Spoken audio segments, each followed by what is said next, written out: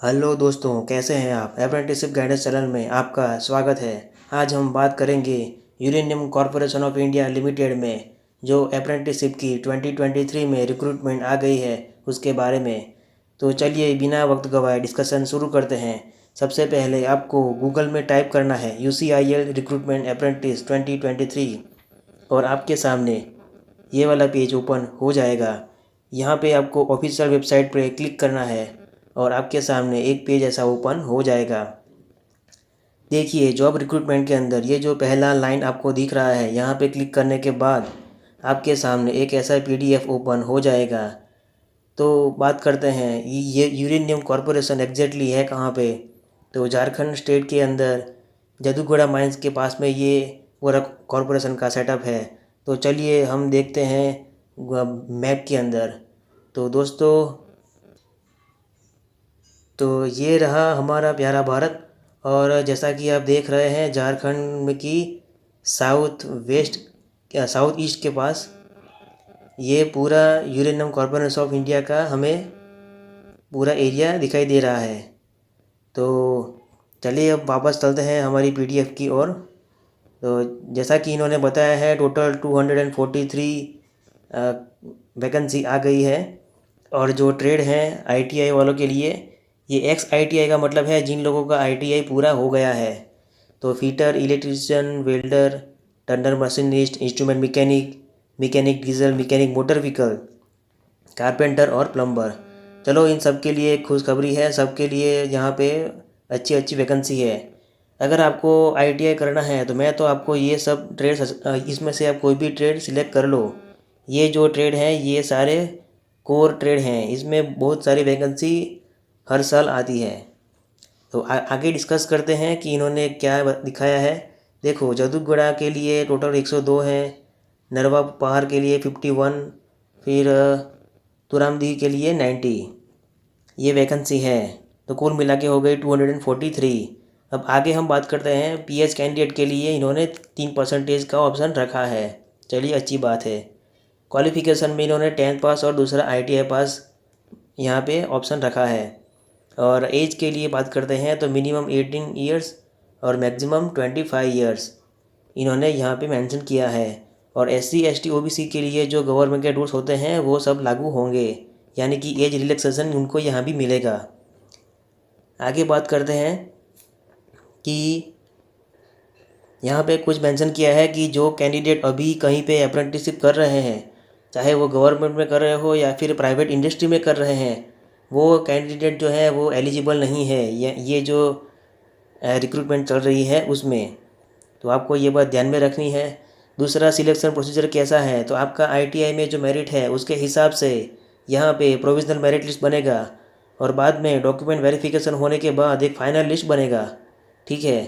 तो आपने जो ITI में मार्क्स आपके आए हैं उसके हिसाब से आपका एक मेरिट लिस्ट बनेगा।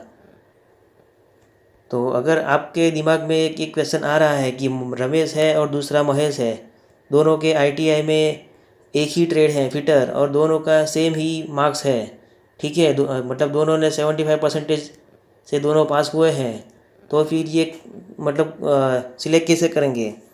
तो देखिए सबसे पहले जो उम्र में सबसे बड़ा है उसको चांस मिलेगा। मान लो दोनों की बर्थ डेट भी सेम है तो ये क्या करेंगे, और अगर बर्थ डेट सेम है तो फिर ITI किसने पहले ख़त्म किया था वो देखा जाएगा।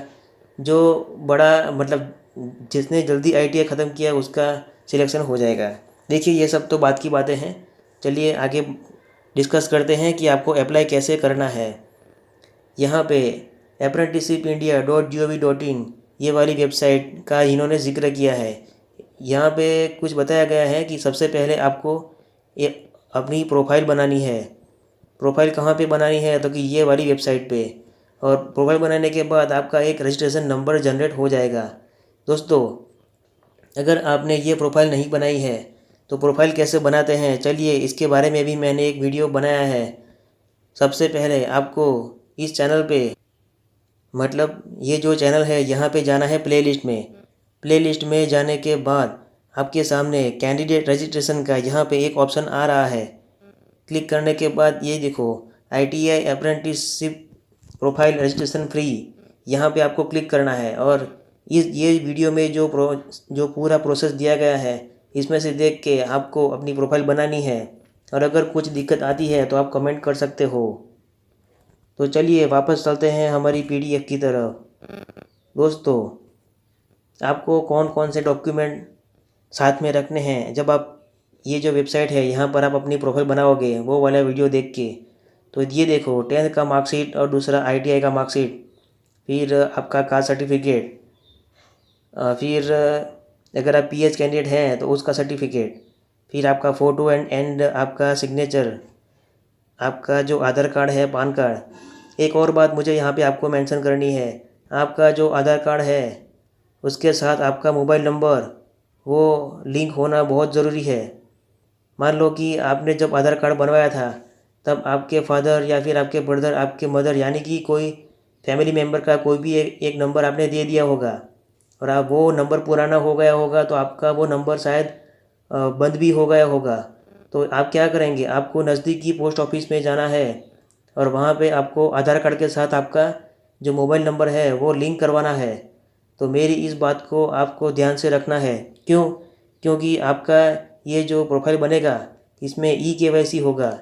eKYC यानी आपका आधार कार्ड का जो मोबाइल नंबर है उसमें एक OTP आएगा। तो ये काम होने के बाद ही आपका प्रोफाइल बन पाएगा। ठीक है, तो चलिए आगे बात करते हैं अप्रेंटिस अपॉर्चुनिटी के बारे में। तो यहाँ पे आपको अप्लाई कैसे करना है इसके बारे में हम बात कर रहे थे कि जो हमारा अप्रेंटिसशिप इंडिया पोर्टल है उसमें हमको जाना है अप्रेंटिसशिप अपॉर्चुनिटी में।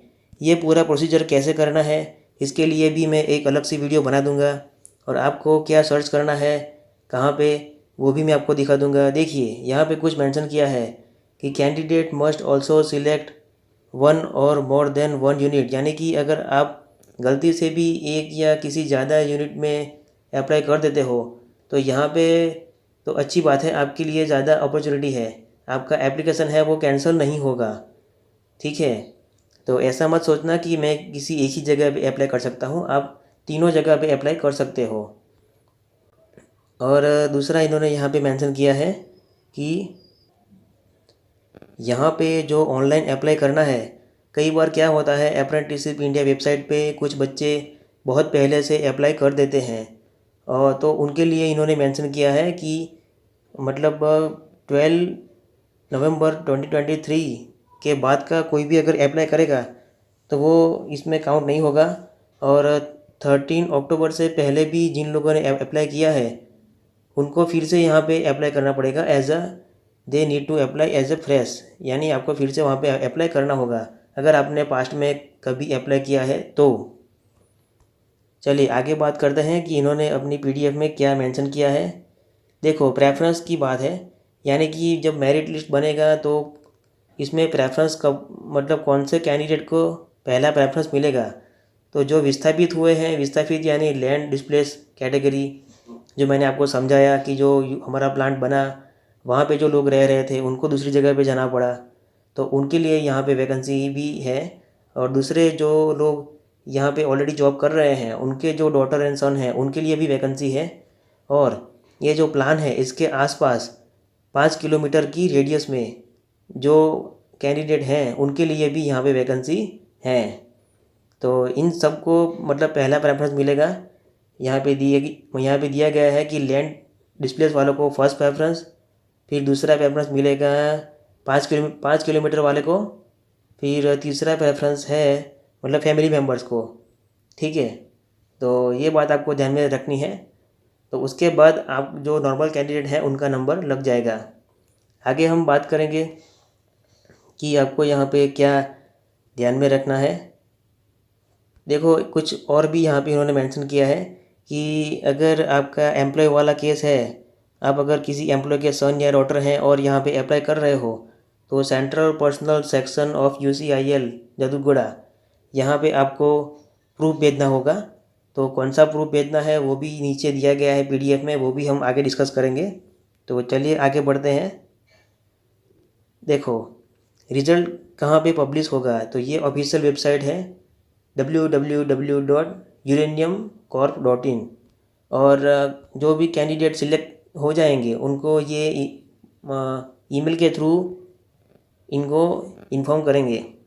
आगे हम बात कर रहे हैं कि लास्ट डेट कौन सा है, तो 12 नवंबर है और 13 अक्टूबर से ये शुरू हो गया है। तो दोस्तों ये रहा आपका फॉर्म। जो भी एम्प्लॉय हैं उनके सन या डॉटर जो अप्लाई करने मतलब वाले हैं उनके लिए यहाँ पे ये फॉर्म अलग से दिया गया है और ये फॉर्म आपको सबमिट करवाना पड़ेगा यहाँ पे। तो आपको ये बात ध्यान में रखनी है, कुछ नेम या फिर डेजिग्नेशन ये सब डिटेल्स आपके साथ यहाँ पे दी गई है, तो आपको ये सब कुछ यहाँ पे फिल करना पड़ेगा।